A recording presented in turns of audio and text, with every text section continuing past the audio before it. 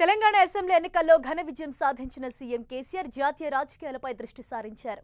Congress బీజేపీయేతర front ఏర్పాటు కోసం కసరత్తు ముమ్మరం చేస్తున్నారు.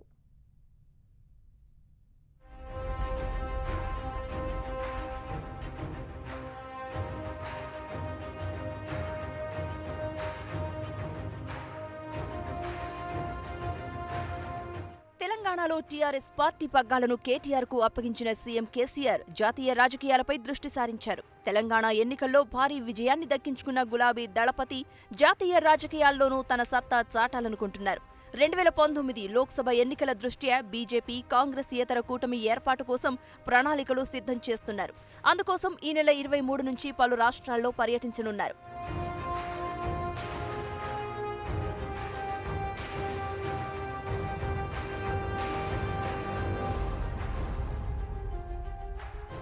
ఈ నెల 23న కేసీఆర్ విశాఖలోని శారదా పీఠాన్ని సందర్శిస్తారు.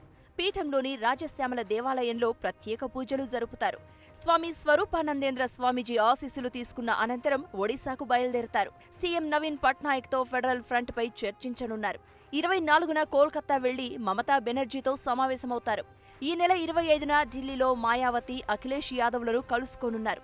2 రోజుల పాటు కేసీఆర్ ఢిల్లీలోనే మకాం వేయనున్నారు. ఫెడరల్ ఫ్రంట్ పట్ల సుముఖత చూపే ఇతర పార్టీల నేతలను సైతం కలవనున్నారు.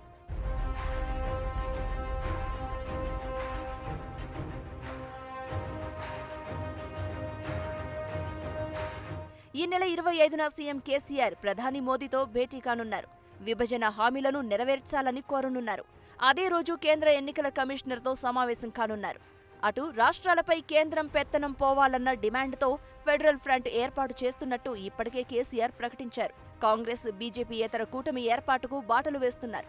ఆయా రాష్ట్రాల్లో బలంగా ఉన్న ప్రాంతీయ పార్టీలను ఒక్కతాటిపైకి తెచ్చేందుకు ప్రయత్నాలు ముమ్మరం చేస్తున్నారు.